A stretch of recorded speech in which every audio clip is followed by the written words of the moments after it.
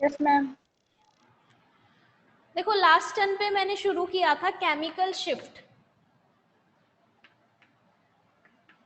और chemical shift के बारे में मैंने थोड़ा बहुत आप लोगों के सामने एक्सप्लेनेशन दी थी।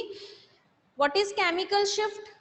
सबसे पहले किसको बोलते हैं chemical shift? Chemical shift is the change in NMR signal, कि जो सिग्नल के अंदर शिफ्टिंग होती है उसको हम क्या बोलते हैं? Chemical shift. अब what is the cause behind chemical shift, कि ऐसा क्या है जिसकी वजह से केमिकल शिफ्ट होती है, कि जहां पे जो सिग्नल आना था वहां पे ना आके सिग्नल अपनी पोजीशन से क्या करेगा, या तो शील्डिंग की तरफ जाता है या फिर डी शील्डिंग की तरफ, मतलब या तो डेल्टा वैल्यू कम की तरफ जाएगा या फिर डेल्टा वैल्यू ज्यादा की तरफ। तो वो किसकी वजह से होता है? Chemical shift is because of shielding and D shielding. ये रीजन है कि इसकी वजह से केमिकल शिफ्ट होती है। ठीक है बेटा, तो overall definition is chemical shift is the change in NMR signal due to shielding and deshielding of protons. अब इसकी यूनिट, हम कौन सी यूनिट में केमिकल शिफ्ट को मेजर करते हैं? Unit is parts per million. पहले भी पढ़ा है आपने 12th क्लास में, जहां पे आपने कंसंट्रेशन पैरामीटर्स पढ़े थे। फ्लोराइड्स की कंसंट्रेशन को हम मेजर करते हैं पीपीएम में, और जितना भी जो सीवेज की वेस्ट है उसको भी किस में मेजर करते हैं? In terms of parts per million. तो केमिकल शिफ्ट की जो वैल्यू है वो भी क्या होती है? पार्ट्स पर मिलियन, पीपीएम बोलते हैं इसको शॉर्ट में। उसके बाद अब इसकी वैल्यूज की बात करते हैं, कि जो केमिकल शिफ्ट होती है, पहले भी मैंने डिस्कस किया था, उसकी दो वैल्यूज होती हैं। दो वैल्यूज की फॉर्म में हम केमिकल शिफ्ट को नोट डाउन करते हैं। First in the form of delta and the second one in terms of tau. ये वैल्यूज हैं, मिक्स मत करना यूनिट और वैल्यू को। जो वैल्यू होती है उसकी फॉर्म में हम रिप्रेजेंट करते हैं, और जो यूनिट है वो क्या होती है? कोई भी चीज हम लिखते हैं उसके बाद जब कोई भी यूनिट लिखते हैं तो वो ओवरऑल मेंशन करता है कि उसके अंदर कितनी क्या कंसंट्रेशन प्रेजेंट है। जैसे तुम मास के पीछे या तो कई बार ग्राम लगाते हो, कई बार केजी लगाते हो, तो इसी तरीके से जो केमिकल शिफ्ट वैल्यू होती है उसके पीछे भी हम क्या लगाते हैं? Parts per million. मैंने आपको पहले भी बताया था रिलेशन दोनों के बीच में, delta and tau. Tau is equal to 10 minus delta. और ये भी मैंने बताया था पहले कि जो हमारी डेल्टा वैल्यूज होती है केमिकल शिफ्ट की, उनको याद करना इजी होता है। बिल्कुल एग्जैक्ट हमें क्रैम नहीं करना, एक दो का वेरिएशन हो सकता है। ठीक है, कहीं पे वैल्यू 4 से 7 की रेंज में थी तो हम 5 भी लिख सकते हैं, 5.5 भी लिख सकते हैं, 6 भी लिख सकते हैं, 6.5 भी, वो हमारे ऊपर है। अगर एक आधा ऊपर नीचे होता है तो उस चीज को गलत नहीं करते। ठीक है, कोई गलत नहीं करेगा पेपर में। अगर बेंजीन के प्रोटॉन्स की वैल्यू आप 8 कर दोगे तो भी ठीक है, 6 कर दोगे तो भी ठीक है, 6 से 8 तक कोई भी वैल्यू लिख दो, 7.2, वो सब सही है। ठीक है, तो इसकी वैल्यूज को क्रैम करने की कोई जरूरत नहीं है। ये पता होना चाहिए केमिकल शिफ्ट क्या होती है, क्या इसकी यूनिट होती है, और किन वैल्यूज में हम केमिकल शिफ्ट को एक्सप्रेस करते हैं। तो दो वैल्यूज की फॉर्म में हम क्या करते हैं? केमिकल शिफ्ट को एक्सप्रेस। अब बात आती है बहुत important factors affecting chemical shift, जिसमें मैंने थोड़ा सा आपको एक्सप्लेन किया था अबाउट इंडक्टिव इफेक्ट, कि हमारे केमिकल शिफ्ट जो एनएमआर का सिग्नल है उसको 3 फैक्टर अफेक्ट करते हैं। तो सबसे पहले फैक्टर्स अफेक्टिंग केमिकल शिफ्ट, इस पे आता है क्वेश्चन, और इसमें 3 फैक्टर मैंने आप लोगों को बताए थे। The first one is inductive effect. कई बुक्स में इंडक्टिव इफेक्ट की जगह पे यूज कर रखा है इलेक्ट्रोनेगेटिविटी।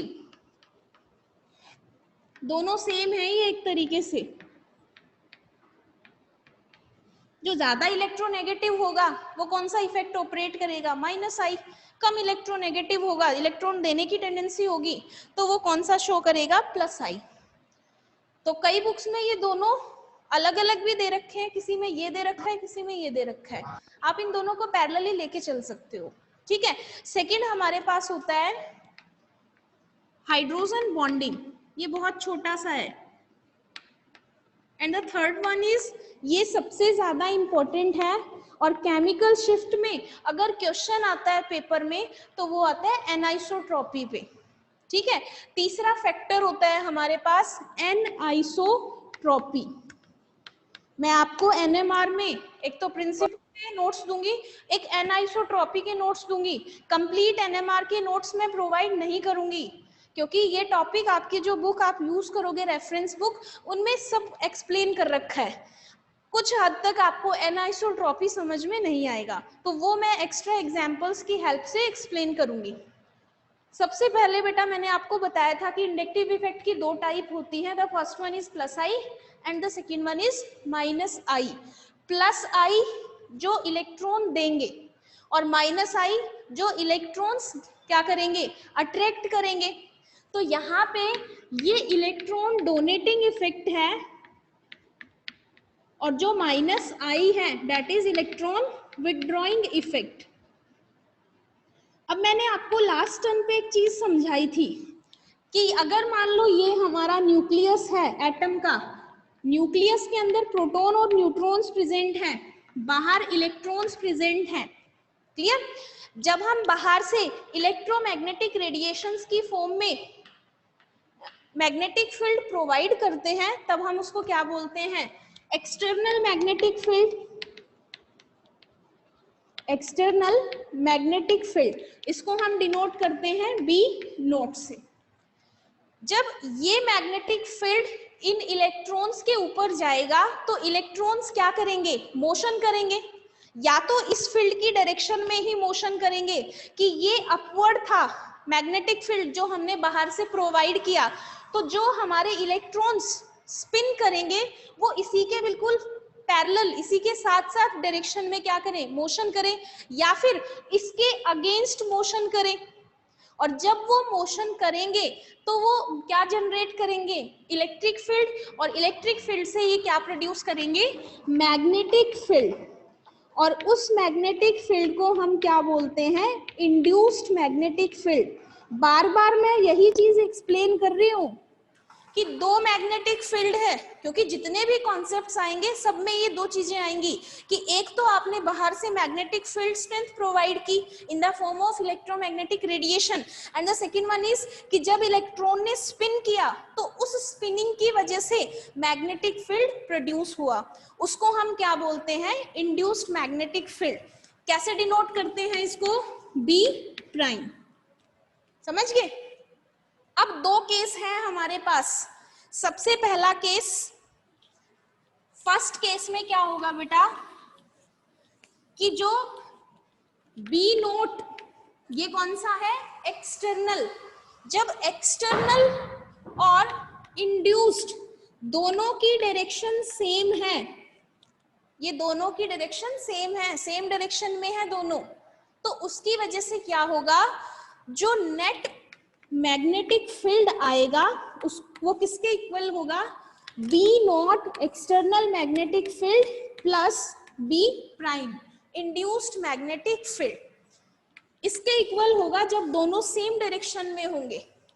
जब दोनों सेम डायरेक्शन में थे तो आप याद कीजिए, मैंने आपको बताया था कि जब ये सेम डायरेक्शन में होंगे तब हमारा जो न्यूक्लियस है वो शील्ड ना होके क्या होगा, डी शील्ड। इसके इफेक्ट से ये जो है एक्सटर्नल, इसके इफेक्ट से ये इंड्यूस्ड इस न्यूक्लियस को प्रोटेक्ट नहीं कर रहा। तो एक तरीके से ये कौन सा फैक्टर है, कौन सी कंडीशन है, this is the condition of D shielding, जहां पे नेट मैग्नेटिक फील्ड स्ट्रेंथ क्या हो गई, इंक्रीज, दोनों एडिटिव हो गए, जो आपका एक्सटर्नल मैग्नेटिक फील्ड था वो और आपका जो इंड्यूस्ड मैग्नेटिक फील्ड था वो। आप कॉमन टर्म्स में ऐसे कर सकते हो, अगर मान लीजिए इस डायरेक्शन में हमारे पास मैग्नेटिक फील्ड आया बाहर से, ये न्यूक्लियस था यहाँ पे, अगर इसी डायरेक्शन में इंड्यूस्ड है तो इन्होंने आपस में अपोज ही नहीं किया, एक ऐसे और एक ऐसे, तो ये अपोज करेंगे, तो वो केस कौन सा था, शील्डिंग का, और ये केस कौन सा है, डी शील्डिंग का। दूसरा केस लो, अगर इंड्यूस्ड एक्सटर्नल इस डायरेक्शन में है अपवर्ड, और जो इंड्यूस्ड है वो इस डायरेक्शन में है, दोनों एक दूसरे को अपोज कर रहे हैं, तो हम नेट मैग्नेटिक फील्ड किसके इक्वल लिखेंगे, b naught minus b prime. यहाँ पे नेट मैग्नेटिक फील्ड डिक्रीज कर गया। इसका मतलब क्या है कि जो न्यूक्लियस है और न्यूक्लियस के अंदर जो प्रोटॉन्स हैं वो जो मैग्नेटिक फील्ड स्ट्रेंथ एक्सपीरियंस करेंगे वो कैसा होगा, कम। तो ये कौन सा केस है, this is the case of shielding. ठीक है, ये केस है शील्डिंग का, और इससे पहले वाला केस कौन सा था, डी शील्डिंग का। जब हम इलेक्ट्रो इंडक्टिव इफेक्ट को एक्सप्लेन करेंगे तब हम सेम चीज एक्सप्लेन करेंगे कि जब इलेक्ट्रॉन डेंसिटी इंक्रीज होगी तो इलेक्ट्रॉन डेंसिटी के इंक्रीज होने की वजह से जो इंड्यूस्ड मैग्नेटिक फील्ड था वो इंक्रीज होगा, और जब इंड्यूस्ड मैग्नेटिक फील्ड का मैग्नीट्यूड ज्यादा था तो आप याद कीजिए मैंने आपको बताया था कि वो कौन सा केस था, केस ऑफ शील्डिंग। और जब इंड्यूस्ड मैग्नेटिक फील्ड कम होता था उस केस में एक्सटर्नल किसको इफेक्ट करता था, न्यूक्लियस को, और वो कौन सा केस था, केस ऑफ डी शील्डिंग। तो आप ये लेके भी एक्सप्लेन कर सकते हो, और आप यहां से शील्डिंग और डी शील्डिंग, वो मैग्नीट्यूड का कॉन्सेप्ट नहीं बताया था, याद कीजिए, ऐसे b external is greater than b induced, तो ये केस कौन सा था, डी शील्डिंग। सेम है ये दोनों। और दूसरा केस मैंने कौन सा लिया था बेटा, जहां पे ये जो है induced that is greater than b external, तो ये केस था किसका, शील्डिंग का। तो इंडक्टिव इफेक्ट आप लोग बता सकते हो। सेकंड, मैं हाइड्रोजन बॉन्डिंग ना लेके पहले ले रही हूं एनाइसोट्रॉपी। देखो बेटा, एनाइसोट्रॉपी आप लोगों ने सॉलिड स्टेट में भी थोड़ी सी एनाइसोट्रॉपी पढ़ी है, लेकिन वहां पे आप बात कर रहे थे फिजिकल और केमिकल प्रॉपर्टीज की, यहाँ पे हम बात करेंगे मैग्नेटिक फील्ड की। सबसे पहले what is anisotropy, anisotropy is unequal distribution, ये अनइक्वल डिस्ट्रीब्यूशन है। अब आप कहेंगे किसका, unequal distribution of magnetic field, ये अनइक्वल डिस्ट्रीब्यूशन है मैग्नेटिक फील्ड का। जो मैग्नेटिक फील्ड है वो इक्वली डिस्ट्रीब्यूट नहीं है कंपाउंड के अंदर, और उसी को हम क्या बोलते हैं, एनाइसोट्रॉपी। एग्जाम्पल से समझो कि मान लो मेरे पास ये एक एल्कीन सिस्टम है, ये मैंने लिखा एल्कीन, सबसे सिंपल मैंने एल्कीन ली, इथीन, ठीक है। यहाँ पे पाई बॉन्ड प्रेजेंट है, जब पाई बॉन्ड प्रेजेंट होगा तो पाई इलेक्ट्रॉन्स होंगे। चीजों को एक दूसरे से रिलेट किया करो कि इलेक्ट्रॉन डेंसिटी है और किसकी वजह से है, क्योंकि यहाँ पे पाई बॉन्ड प्रेजेंट है।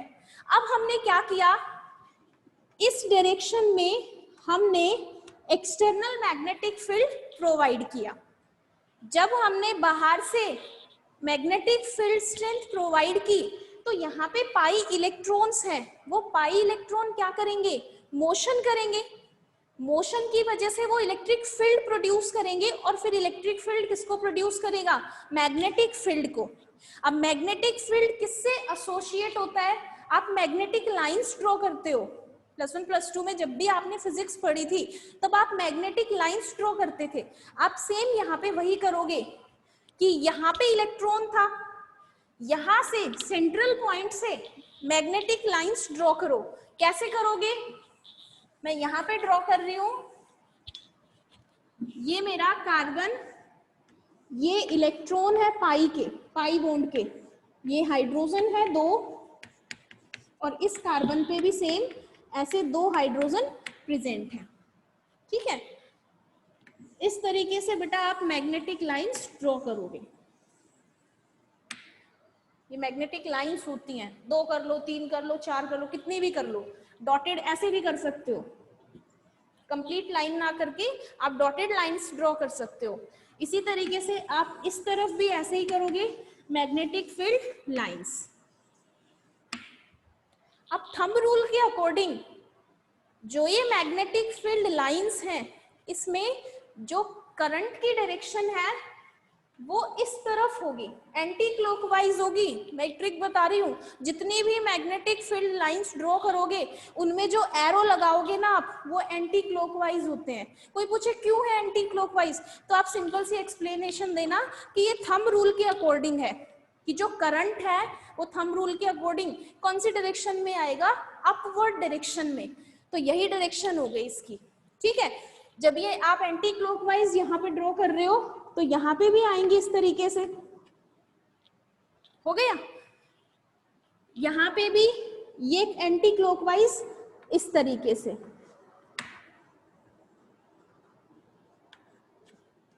बात आ गई समझ में? किसी को कोई दिक्कत है? मैं इधर दिखा रही हूं, इसको ऐसे दिखाओ।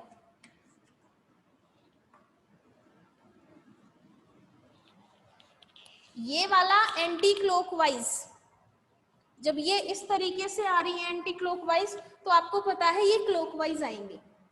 एक साइड एंटी क्लॉकवाइज बना के, और फिर ये वाली तो बिल्कुल सेम डायरेक्शन में होती है, तो इसके अकॉर्डिंग ये वाला क्या आएगा, एंटी क्लॉकवाइज। ये इस तरीके से है क्लॉक के अकॉर्डिंग, और ये कैसे है, एंटी क्लॉकवाइज, ठीक है।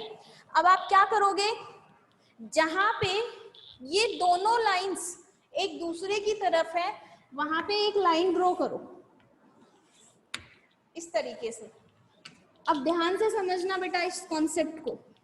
हमने इस डायरेक्शन में मैग्नेटिक फील्ड दिया, ऐसे अपवर्ड डायरेक्शन में। ये वाला हमारा वो पार्ट है, ऐसे दिखा रही हूं मैं, ये क्लॉकवाइज था ना ऐसे, ये इस तरफ है, और ये भी कौन सी डायरेक्शन में है, इसी डायरेक्शन में। तो यहाँ पे सेम कॉन्सेप्ट लग गया जो मैंने पीछे लिखा था कि b net magnetic field is equal to external plus induced. दोनों सेम डायरेक्शन में हैं, ये भी अपवर्ड जा रहा है और यहाँ पे ये जो फील्ड लाइंस है ये भी अपवर्ड हैं। तो ये कौन सा केस हो गया, ये कौन सा जोन है, this is D shielding zone. इसके बेस पे कहा हमने कि ये डी शील्डिंग है, तो मैंने यहाँ पे लिखा दिस इज डी शील्डिंग। अब आप यहाँ पे देखो, इस पॉइंट पे जो फील्ड लाइंस हैं वो डाउनवर्ड डायरेक्शन में है, और ये जो मैग्नेटिक फील्ड था ये अपवर्ड में था, ठीक है। तो ये दोनों एक दूसरे को क्या करेंगे, अपोज करेंगे, ठीक है। तो ये वाला कौन सा जोन है, दिस इज शील्डिंग जोन। क्यों, क्योंकि यहाँ पे इस पॉइंट पे ये वाली लाइन ड्रॉ करी हमने, यहाँ पे जो नेट मैग्नेटिक फील्ड है वो किसके इक्वल है, induced minus external minus induced. तो ये वाला कौन सा जोन है, this is the shielding zone. अब कंपाउंड तो एक ही था, कंपाउंड तो एल्कीन एक ही है, लेकिन क्या हुआ, दो जोन्स में डिवाइड हो गया, एक शील्डिंग जोन और एक कौन सा, डी शील्डिंग जोन। यहाँ पे इस लाइन पे कोई भी प्रोटॉन प्रेजेंट नहीं है, जबकि जो डी शील्डिंग जोन है ये वाले, इनमें प्रोटॉन्स प्रेजेंट हैं। तो इस जोन में जब प्रोटॉन्स प्रेजेंट हैं तो वो प्रोटॉन कैसे नेचर के होंगे, डी शील्डेड नेचर के। और जब बेटा वो डी शील्डेड नेचर के हैं तो उनकी डेल्टा वैल्यू क्या होगी, हाई। करवाया था मैंने DDHD, deshielding down field higher delta value.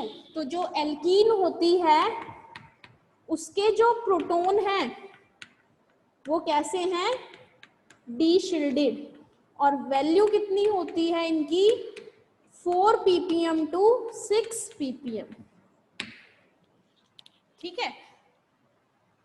अब आप लोगों के माइंड में डाउट आया होगा कि क्या कोई ऐसे एग्जाम्पल है जहां पे ये वाली जो लाइन है इसमें प्रोटॉन्स आए, ठीक है। तो ऐसे भी एग्जाम्पल्स हैं जिसमें इस रेंज, इस वाले जोन में तो प्रोटॉन है, लेकिन इस जोन में भी प्रोटॉन्स प्रेजेंट है। अगर नहीं समझ आया, मैं बेटा फिर से रिपीट करती हूँ कि हमने क्या किया, पाई इलेक्ट्रॉन्स की मैग्नेटिक फील्ड लाइंस बनाई। जो राइट हैंड साइड है उसमें क्लॉकवाइज ड्रॉ करना हमेशा फिक्स है ये, ठीक है, थंब रूल के अकॉर्डिंग होता है ये, फिजिक्स में जो थंब रूल होता है।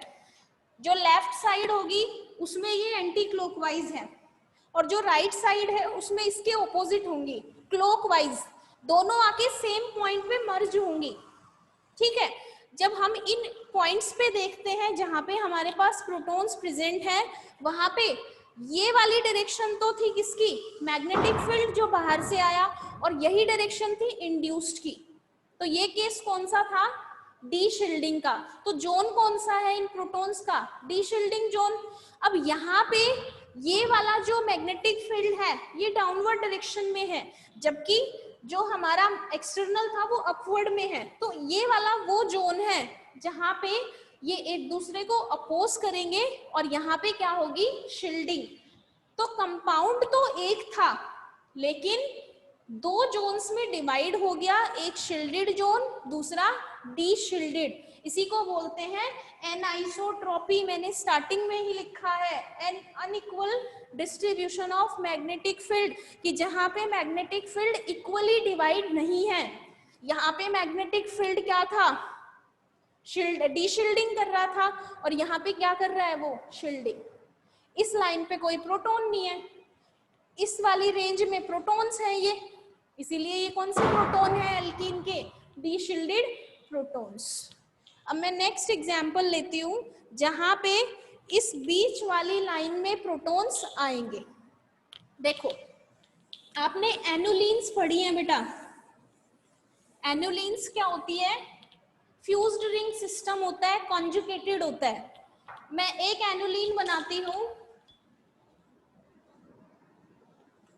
आपके ऊपर है, आप कोई भी एनुलिन बना सकते हो, पेंटागन रिंग्स भी ले सकते हो, हेक्सागन भी ले सकते हो।